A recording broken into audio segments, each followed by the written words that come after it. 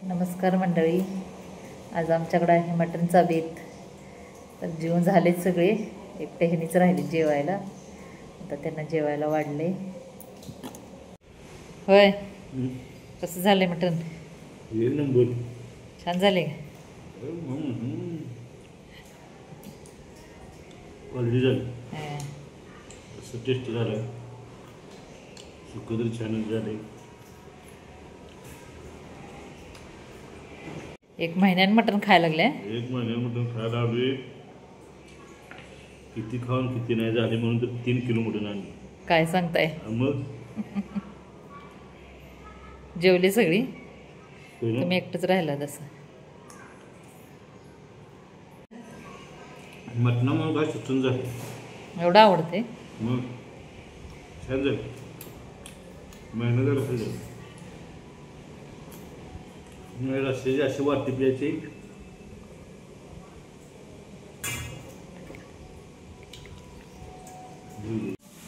पोरं नुसतं मसालाच खातात, मसालाच खातात फक्त. मटण तर एखादी फोड खातात, आवडत नाही त्यांना मटण. पनीर आणायला पाहिजेत म्हणजे पनीर आणायला पाहिजेत. सकाळी म्हणली नाही मटण खाणार. मटण छान झालं. तुम्हाला काय बोलू? आम्हाला वांग बटाट्याची आमटी होय. धबधबीत. पनीर आणलं असतं का संध्याकाळी? संध्याकाळी आणते. पोरं पण खातील. संध्याकाळ नाही पोरं मटण खायची. नाही ना, आत्ताच फक्त मसाला खाल्लाय. मटण खाल्लं नाही. संध्याकाळी आणू पनीर. संध्याकाळी पनीर मसाला. आम्ही खातो मटण संध्याकाळी. तुम्ही खावा, तुम्ही उद्या सकाळी पण राहिले तर खाशीला. उद्या बघूया पुरणपोळी करून. पुरणपोळी लतेच मुली जाताना त्यांना आवडते ना.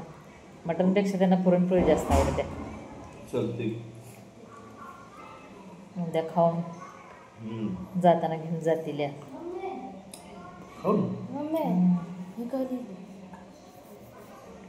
काय स्वाध्याय क्रमांक 2 ऋतूंची माहिती. महिना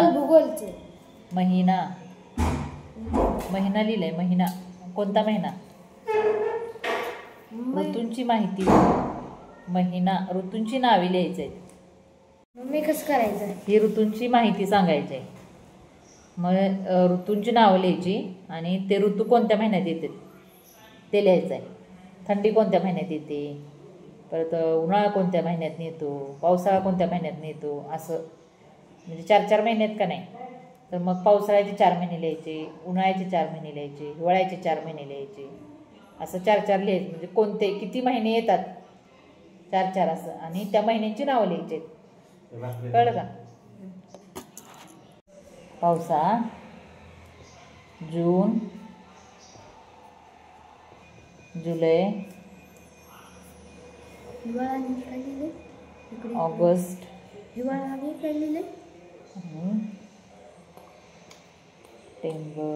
सप्टेंबर. महिना ऋतूंची नावे आणि हिवाळा.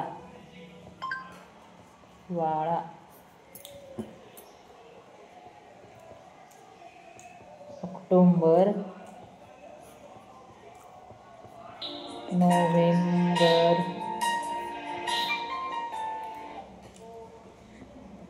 डिसेंबर आणि जानेवारी. हे झाले हिवाळा. आणि आता उन्हाळा.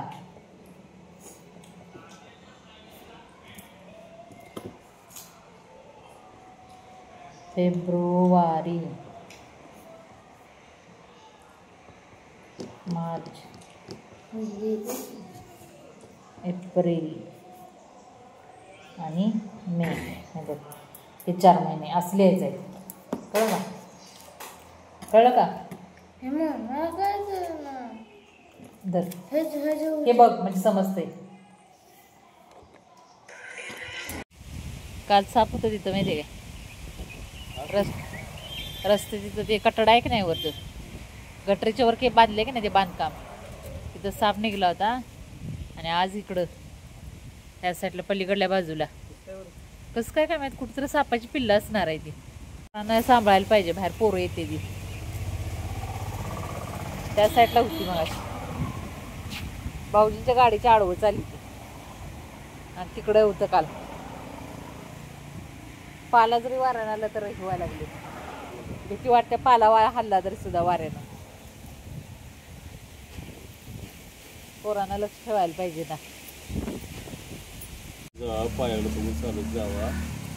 वर चोल करायचं आणि खाली साप घ्यायचा पाय आहे.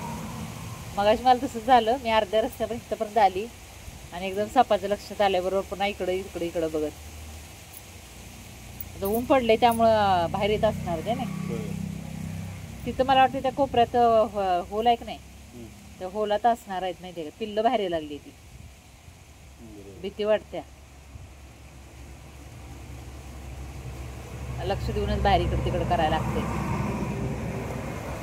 ऊन पडले त्यामुळे भारी वाटायले ना. कसलं भारी दिसायला. हां, सकाळी थोडा पडला पण नाही, दुपारपासून नाही.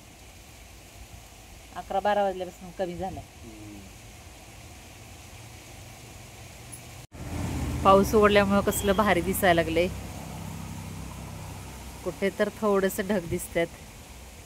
एकदम वातावरण छान झाले. जरासं ऊन पडतंय, सावली पडत्या. डोंगरावरती ऊन पडले बघा आणि इथे सावली आहे. तर कसा वाटला आजचा माझा ब्लॉग कमेंटमध्ये नक्की सांगा. ऊन पडलं बघा. चालेल, जावा.